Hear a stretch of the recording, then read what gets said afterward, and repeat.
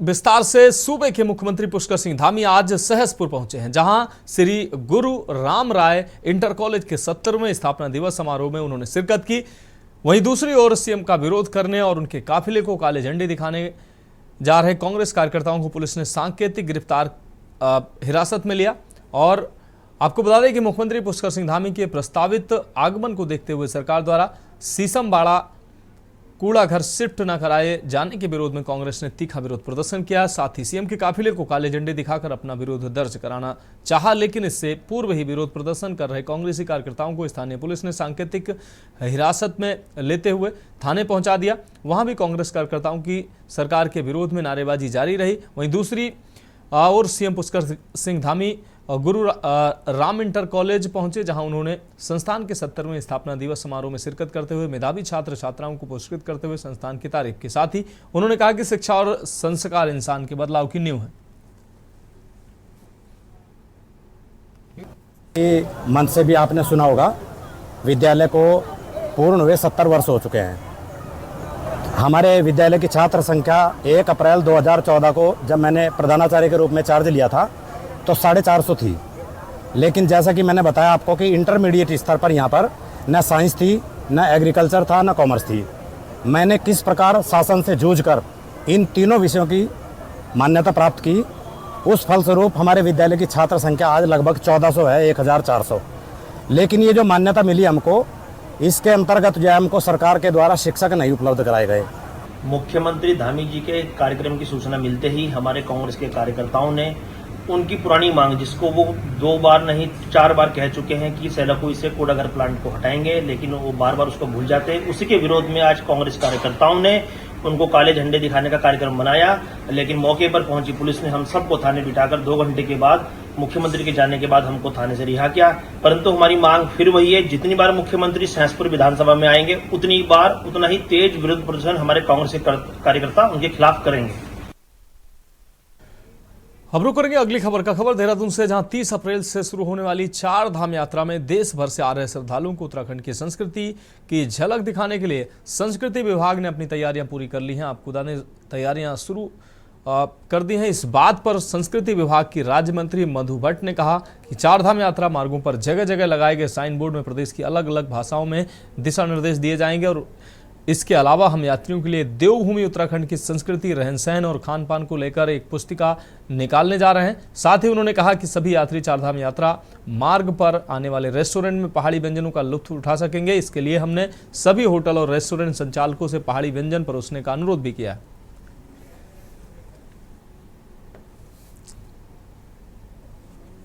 देखिए, उत्तराखंड जो है वो देवभूमि और यहाँ की जो सांस्कृतिक एक अलग ही छवि रखती है। और यहाँ की संस्कृति को भी वो पूरे जो है बाहर के जो श्रद्धालु आते हैं वो देखते हैं। यहाँ की जो बोली भाषा है, यहाँ की जो खान पान है, यहाँ का जो पहनावा है, उसको देखते हैं। इसको देखते हुए हमने पूरे हर प्रकार के स्थान पर जो हमारे जो साइन बोर्ड लगेंगे वो उनकी भाषा में जो है, जो यात्री आते हैं कई बार उनको अलग अलग, क्योंकि मैंने जो दक्षिण भारत के लोग हैं वो अधिकतर आते हैं, तो उन्हीं की भाषा में और हमारे जो जितने भी साइन बोर्ड रहेंगे उनकी भाषा में उनको समझाते हुए कि यहाँ की जो देवभूमि की उत्तराखंड की जो संस्कृति है, यहाँ के जो रहन सहन, जो खान पान है, उसको लेकर हम एक पुस्तिका भी बनाने जा रहे हैं।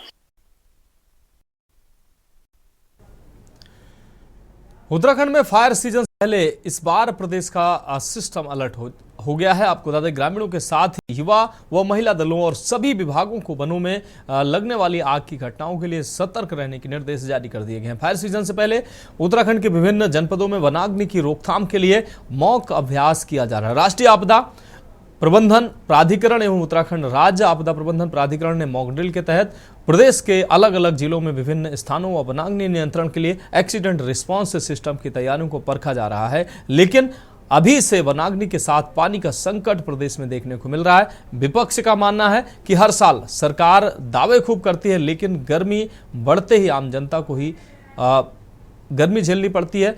क्या धामी जी बैठकों का धरातल पर बड़ा असर देखने को मिलेगा? ये खास रिपोर्ट देखिए।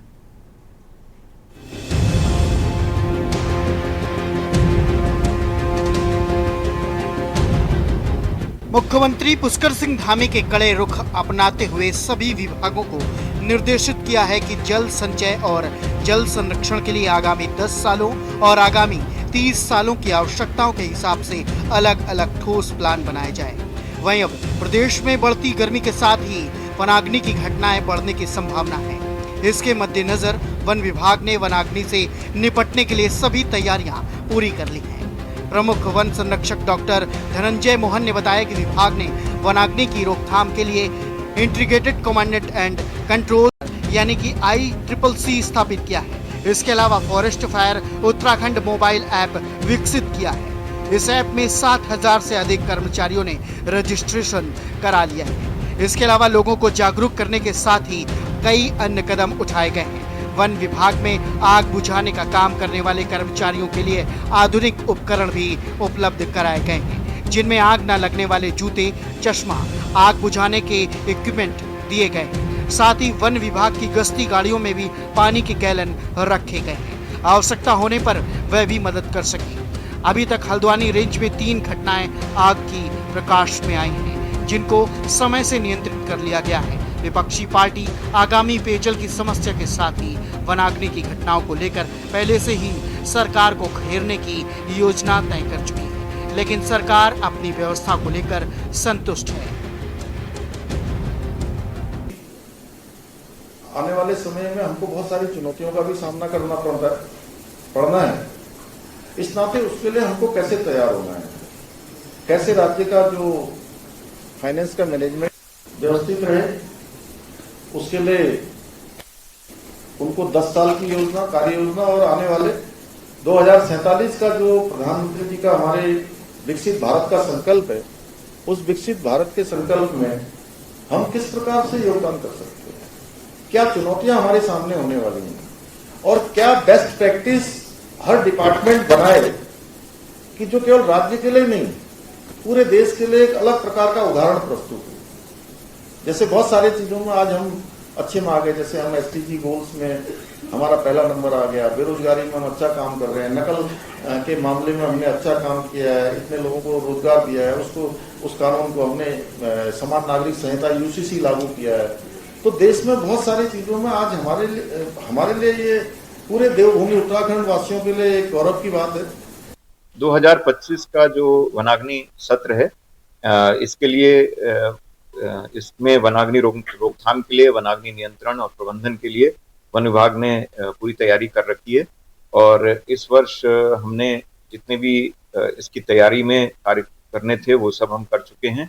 और विशेषकर मैं कहूँगा जन सहभागिता के लिए 5,000 से अधिक हमने कार्यक्रम किए हैं, गांवों में, कस्बों में, हर जगह, जिसमें 1,30,000 से ज्यादा लोगों ने प्रतिभाग भी किया है सीधे तौर पे। और इसके अलावा मीडिया और अन्य माध्यमों से भी हमने काफी प्रचार प्रसार किया है ताकि हमें और ज्यादा जन सहभागिता मिले। जन सहभागिता के लिए हम लोगों ने इस साल एक नवाचार ये भी किया है कि शीतला खेत में हमने प्रदेश के विभिन्न ग्रामों से लोगों को ले जाके उनको शीतला खेत मॉडल के बारे में प्रत्यक्ष दिखाया, उनको एक्सपोजर विजिट पे हम लोग लेके गए हैं। और 1170 ग्रामीण और वन विभाग के जो फ्रंटलाइन कर्मचारी हैं उनको लेके हम शीतला खेत गए और उनको वहाँ की विजिट कराई है। तो ये लोगों की सहभागिता के लिए है। और कुछ और इंसेंटिव्स के लिए जो वनाग्नि प्रबंधन समिति हैं उनको इंसेंटिव दिए जाने का भी निर्णय लिया गया है। वनाग्नि काल जो है हमारा 15 फरवरी से जो प्रारंभ होता है, तो उसमें पहले वनाग्नि काल प्रारंभ होने से पूर्व और अभी भी जगह जगह पे वनाग्नि गोष्ठियां कराई जा रही है, जिसमें कि लोगों को आग ना लगाने के लिए और लापरवाही ना करने के लिए, जिससे कि वनाग्नि घटना हो सके, लोगों को अवेयर किया जा रहा है। इसके अतिरिक्त प्रभाग अंतर्गत 53 क्रूज स्टेशन स्थापित किए गए हैं। प्रत्येक क्रूज स्टेशन में 3 फायर वॉचर रखे गए हैं और साथ में हमारे जो रेगुलर फॉरेस्ट गार्ड और फॉरेस्टर हैं प्रत्येक एरिया के, वो भी इसमें क्रूज स्टेशन में कार्यरत हैं। तो इस प्रकार 159 फायर वॉचर हैं प्रभाग अंतर्गत रखे गए हैं। उक्त के अतिरिक्त जो संसाधनों के फॉर्म में हमने कुछ फायर ब्लोअर वगैरह लोगों को क्रूज स्टेशन में दिए हुए हैं, फायर रेक्स वगैरह दिए हैं। इस बार कुछ फायर प्रोटेक्टिव सूट्स भी हैं जो लोगों को स्टाफ को डिस्ट्रीब्यूट किया गया है। साथ ही कुछ हमारे गॉगल्स होते हैं जिससे कि आग बुझाने में काम आता है, जिससे आंखों में धुआं नहीं जाता, उस प्रकार के कुछ आधुनिक उपकरण भी स्टाफ को दिए गए हैं। और जैसे आप देख रहे हैं गर्मी बहुत ज़्यादा बढ़ गई है, तो पानी की व्यवस्था के लिए प्रत्येक जो वाहन है उसमें आपके 20-20 लीटर के कैंटर वगैरह भी रख के वाहन मूव कर रहे हैं, जहां भी जिससे कि स्टाफ को जरूरत पड़े फायर वॉचरों को उनको पानी उपलब्ध कराया जा सके। तो पुष्कर सिंह धामी जी जिस तरह की बातें बोलते हैं वो केवल बेवकूफ बनाने के लिए होता है, क्योंकि सच्चाई जो है वो धरातल पर देखी जा सकती है। पानी की किल्लत कितनी हो रही है, और अभी तो अप्रैल का महीना शुरू हुआ है और इसमें हम देख रहे हैं कि लोगों को पानी मंगाने की जरूरत हो रही है, वहां टैंकरों को बुलाया जा रहा है और अब आगे आने वाले समय पर कितनी मुश्किल होने वाली है इसके बारे में मुख्यमंत्री जी को बता देना चाहिए। भाई उनका तो काम ही है ना कि वो हिंदू मुसलमान पहाड़ प्लेन इनके ऊपर ज्ञान बांटने में लगे रहेंगे। तो मैं तो उत्तराखंड की राजधानी देहरादून के बारे में जानना चाहती हूँ। स्मार्ट सिटी का प्रोजेक्ट खत्म हो गया है, पानी अब तक हम तक नहीं पहुंचा है और आने वाले समय में दिक्कत हो रही है। तो केवल बेवकूफ बनाने के बजाय मुझे लगता है कि अपने जो एडवाइजर्स हैं उनसे बाहर निकलकर आकर उन्हें सड़क पर देखना चाहिए कि लोगों के घरों में पानी पहुंच रहा है या नहीं। गर्मियों के सीजन में पानी की किल्लत को देखते हुए उत्तराखंड जल संस्थान के अधिशासी अभियंता प्रशांत भारद्वाज ने बताया, हमारे द्वारा गर्मी के सीजन में पानी की किल्लत दूर करने के लिए अभी से तैयारियां शुरू कर दी गई हैं। उन्होंने आदेश दिया है कि कहां-कहां पानी की कमी हो सकती है, उन स्थानों को चिन्हित कर एस्टीमेट बना लें ताकि बजट की जरूरत होगी तो व्यवस्था की जाएगी। इसी क्रम में उत्तराखंड जल संस्थान जल निगम चिन्हित किए हैं। वहीं सरकार की योजना हर घर नल हर घर जल के तहत ग्रामीणों को पानी नहीं मिल पा रहा है। ग्रामीणों को पानी कोसों दूर तक सरकारी नल से पानी ढोने को मजबूर है। चंपावत जनपद के ग्राम पंचायत धूरा में घरों में पानी की किल्लत के चलते आज भी सरकारी नल से पानी ले जाने को मजबूर होना पड़ रहा है। पानी ढोती ग्रामीण महिलाओं ने बताया कि वर्षों से गांव में लगा सरकारी नल से पानी ले जाना पड़ता है। गांव में पाइपलाइन तो है लेकिन उसमें पानी नहीं आता। एक बाल्टी आधा बाल्टी आती है, बस हो गया। अब उससे क्या होने वाला हुआ? तो पानी आता ही नहीं घरों में? आता ही नहीं है, देते ही नहीं है, पानी नहीं है कि पता नहीं क्या होता है। तो सरकार की जो योजना चल रही थी हर घर नल हर घर जल, ये भी नहीं है, इसमें भी नहीं पानी आता है। यही तो फिर ये जल ये नल लगे हैं इसी में नहीं देते हैं पानी। तो सरकारी नल से भरा जाता पानी, उससे उसी में तो नहीं देते हैं, फिर इससे भरते हैं। हम तो इसी से ले जाते हैं ऐसे सिर में। कितने सालों से भरते हो? अरे साल तो बहुत हो गए हैं बाबू, अब सारी उम्र चले गई है, आप क्या करते हैं। तो अब आप क्या कहते हो, पानी आना चाहिए? हाँ पानी अब तो अब बुढ़ापा हो गया, पानी आ जाता तो अच्छा ही होता, अब ले नहीं पाते हैं। अब ऐसा ही तो हुआ, किसी समय बाल्टी से ले गए, किसी समय हाथ से लोटे से ले गए, ऐसा ही पानी तो पीना ही हुआ। क्या करते हैं फिर? कितने सालों से पानी भर रहे हो हैंडपंप से? 6 साल से। 6 साल से पानी भर रहे हो? हाँ। तो आपके घर में पाइपलाइन नहीं बिछी है अभी? पाइपलाइन तो है, नल है, लेकिन उसमें जल पानी नहीं आता है। तो आपने कभी शिकायत की लोगों से कि नहीं आता है? कहा, लेकिन वो कहते हैं पानी नहीं है यहाँ, पता नहीं कैसे करे। 30 से 4 दिन आती है, 4 बाल्टी बस हो गया। अच्छा। हाँ। तो यहीं पे पानी भरना पड़ता है? यहीं से ले जाना। तो पूरा गांव यहीं से पानी भरता है? पूरा गांव यहीं से ले जाते हैं। कितनी परेशानियों का सामना करना पड़ता है? बहुत। पुष्कर सिंह धामी जी की सरकार हमेशा इस चीज़ का ख्याल रखती है कि चाहे जंगलों में आग लगने की बात हो या जो हमारे लोग जिनका आवागमन रहता है रस्तों में, चाहे उनकी बात हो, या हमारे जो पंछी पशु पक्षी हैं जंगलों में, उनके लिए जो पेयजल की व्यवस्था करने का जो काम किया गया उसमें एक बहुत बेहतर टेक्नोलॉजी के माध्यम से वहाँ पर पाइपलाइन डालने का काम सरकार कर रही है, जिसमें वहाँ जो आगजनी हो उससे भी बचाया जा सकता है और जो हमारे स्थानीय निवासी उनको भी साथ लेकर के वहाँ पर जन सहभागिता से इन कार्यों को किया जा सकता है। और जो पशु पक्षी है उनके लिए भी पानी की जो है एक दुरुस्त तरीके से वहाँ पर पूर्ति हो, किसी भी प्रकार से हमारे पशु पक्षी या पंछियों को दिक्कत ना हो गर्मी के कारण। तो ये सरकार एक बेहतर कार्य कर रही है जिसमें जंगलों को भी बचाया जा सकेगा और जो हमारे वहाँ के पशु पक्षी पंछी हैं या जो आवागमन में जो लोग रहते हैं उन सब के लिए पेयजल की व्यवस्था दुरुस्त करने का काम सरकार करेगी। फायर सीजन शुरू होते ही वन विभाग में आग बुझाने का काम करने वाले कर्मचारियों के लिए आधुनिक उपकरण भी उपलब्ध कराए हैं, जिनमें आग न लगने वाले जूते, चश्मा और आग बुझाने के इक्विपमेंट दिए गए हैं। साथ ही वन विभाग की गाड़ियां, उन पर भी पानी के गैलन रखे गए हैं जिससे आग पर काबू पाया जा सके। वहीं सरकार की योजना हर घर जल हर घर नल के तहत नहीं मिल पा रहा ग्रामीणों को पानी, कोसों दूर सरकारी नल से पानी ढोने को मजबूर है महिलाएं। गर्मी आते ही सरकार की टेंशन बढ़ गई। अब देखना होगा इस तपती गर्मी में महिलाओं के सिर से बोझ और वनाग्नि पर रोक लगाने में धामी सरकार कितनी कामयाब होगी। Uttarakhand desk report.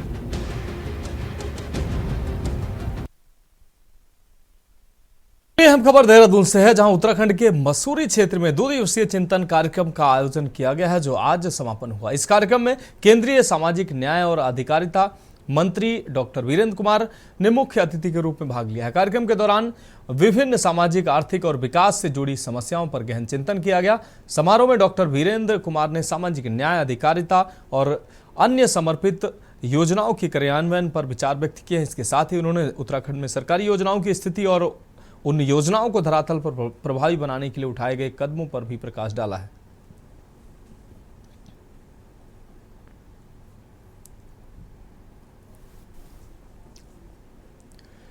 रुक करते हैं अगली खबर का खटीमा से। अगली खबर जहां अभिभावक संघ के अध्यक्ष व वरिष्ठ भाजपा नेता एडवोकेट नीरज रस्तोगी के नेतृत्व में अभिभावकों के एक प्रतिनिधि मंडल ने निजी विद्यालयों द्वारा की जा रही मनमानी के खिलाफ कार्रवाई सहित 7 सूत्रीय मांगों को लेकर खंड शिक्षा अधिकारी भानु प्रताप कुशवाहा से मुलाकात की है तथा उनके माध्यम से जिलाधिकारी को एक ज्ञापन प्रेषित किया है। ज्ञापन के माध्यम से अभिभावकों ने कुछ प्राइवेट विद्यालयों द्वारा मनमानी तरीके से फीस वृद्धि पर आर्थिक शोषण करने, विद्यालय द्वारा निर्धारित दुकानों से एनसीईआरटी के अलावा अन्य पुस्तकें लेने के लिए बाध्य करने, कुछ प्राइवेट विद्यालयों में अयोग्य शिक्षकों की नियुक्ति कर शिक्षण कार्य कराने, शिक्षा के अधिकार अधिनियम के तहत आवेदन करने वाले अधिकांश फर्मों को निरस्त करने और अनेकों कमियों को निकालकर बच्चों को प्रवेश से वंचित करने, जान जोखिम में डालकर बिना परमिट के डग्गा मार वाहनों का संचालन करने, क्षमता से अधिक बच्चों को वाहनों में बैठाने आदि आरोप लगाए हैं तथा तत्काल इन समस्याओं के समाधान की भी मांग की है।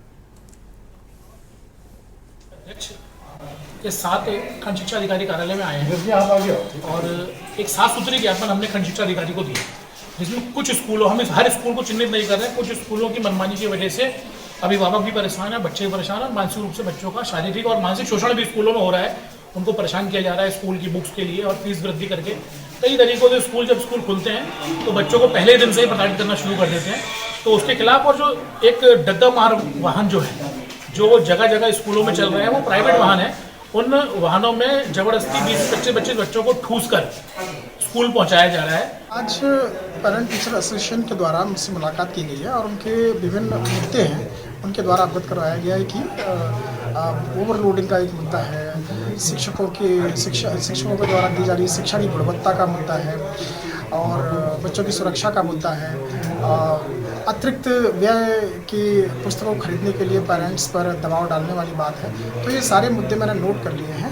अभी मैं 3-4 दिन में निजी विद्यालय की बैठक एक आमंत्रित कर रहा हूँ, जिस बैठक में मैं समस्त विद्यालयों के प्रधानाचार्य प्रबंधकों को आमंत्रित करूँगा और उसमें ये सारे निर्देश को मैं दूँगा कि जिससे कि हमारे सारे पेरेंट्स की जो शिकायत का निवारण किया जा सके। सरोवर नगरी नैनीताल में लंबे समय से चल रही पार्किंग की समस्या से जल्द निजात मिलने जा रही है, जिससे लेकर आज संयुक्त मजिस्ट्रेट ने नैनीताल नगर पालिका सभागार में पालिका अध्यक्ष और सभासदों के साथ बोर्ड बैठक में अशोक पार्किंग को डबल स्टोरी पार्किंग बनाए जाने का निर्णय लिया गया। पार्किंग निर्माण पर सभी सभासदों ने अपनी सहमति दे दी है। नगर पालिका अधिशासी अधिकारी दीपक गोस्वामी ने बताया कि 5 करोड़ की लागत से बनने जा रही डबल स्टोरी पार्किंग में पहले की अपेक्षा दुगने वाहन पार्किंग किए जा सकेंगे। पार्किंग का निर्माण कार्य 10 अप्रैल से शुरू कर दिया जाएगा। दिसंबर माह तक पार्किंग बन जाएगी। पार्किंग निर्माण कार्य पूरा होने के बाद इसे पालिका को सौंप दिया जाएगा, जिससे पालिका की आय में वृद्धि होने के साथ ही पार्किंग की समस्या से भी कुछ हद तक निजात मिल सकेगी। पार्किंग में एक 2 मंजिला स्टैक पार्किंग बननी है, 2 मंजिला स्टैक पार्किंग बननी है, जिसमें लगभग 110 गाड़ियों की क्षमता होनी है। उसमें कुछ बिंदुओं पे संदेह था, तो आज वो संदेह दूर हुए हैं और कल से कार्य स्टार्ट होने वाला है। 2 मंजिला पार्किंग बनेगी। इसमें स्टैक पार्किंग है, इसमें 2 तरफ से एंट्री होगी, क्योंकि अभी इसमें एक तरफ से एंट्री है तो कभी। उत्तराखंड हाईकोर्ट ने जिला हरिद्वार के तहसील रुड़की के ग्राम इबलीखेड़ा में अवैध रूप से चलाई जा रही फ्लोर मिल को बंद करने को लेकर दायर जनहित याचिका पर सुनवाई करते हुए कोर्ट की खंडपीठ ने जिलाधिकारी हरिद्वार को निर्देशित किया है कि शीघ्र फ्लोर मिल को बंद करके उसकी क्लोजर रिपोर्ट कोर्ट में पेश करने के साथ ही राज्य पॉल्यूशन कंट्रोल बोर्ड से जवाब पेश करने को कहा है। आपको बता दें कि हरिद्वार निवासी राजपाल सैनी ने जनहित याचिका दायर कर कहा कि हरिद्वार के तहसील रुड़की के ग्राम इमलीखेड़ा में बिना उद्योग विभाग व राज्य पॉल्यूशन कंट्रोल बोर्ड की अनुमति लिए फ्लोर मिल चलाई जा रही है। जब इसकी शिकायत याचिकाकर्ता सहित अन्य लोगों ने सीएम पोर्टल पर की है तो सीएम पोर्टल ने इसकी जांच कराने के लिए राज्य पॉल्यूशन बोर्ड को यह शिकायत भेज दी है। उसके बाद उद्योग विभाग ने इसकी जांच की है। जांच में जब विभाग ने इसके मालिक से फ्लोर मिल चलाने का लाइसेंस मांगा तो वह लाइसेंस दिखाने में विफल रहा।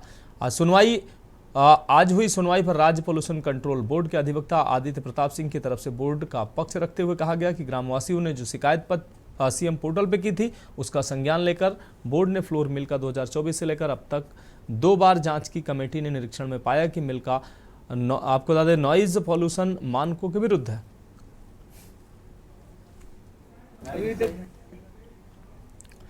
तो फिलहाल खबरों में वक्त एक ब्रेक का है, जल्द हाजिर होंगे। आप देख रहे हैं के न्यूज, खबरों का सारथी।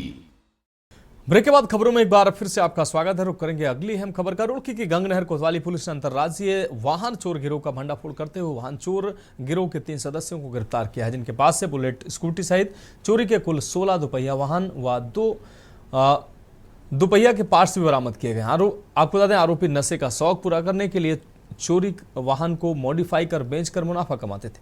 आपको बता दें कि एसएसपी हरिद्वार प्रमेंद्र सिंह डोभाल के निर्देश पर पूरे जनपद में संदिग्ध व्यक्तियों व वाहनों की चेकिंग के लिए चलाए जा रहे अभियान के अंतर्गत कोतवाली गंगनहर पुलिस ने बड़ी कामयाबी हासिल की। कोतवाली गंगनहर में घटना का खुलासा करते हुए एसएसपी हरिद्वार प्रमेंद्र सिंह डोभाल ने बताया कि पुलिस ने मुखबिर की सूचना पर लाठर देवा पनियाला तिराहे के पास आम के बाग से 2 संदिग्ध व्यक्तियों को बिना नंबर की 2 मोटरसाइकिलों के साथ पकड़ा। पूछताछ में दोनों ने स्वीकार किया कि मोटरसाइकिलें चोरी की हैं। साथ ही सख्ती से पूछताछ पर बताया कि दोनों दोस्त हैं और इनके साथ गौरव और अंकित नाम का व्यक्ति भी शामिल है। नशे के आदि की जरूरतों को पूरा करने के लिए वो ऐसा काम करते हैं।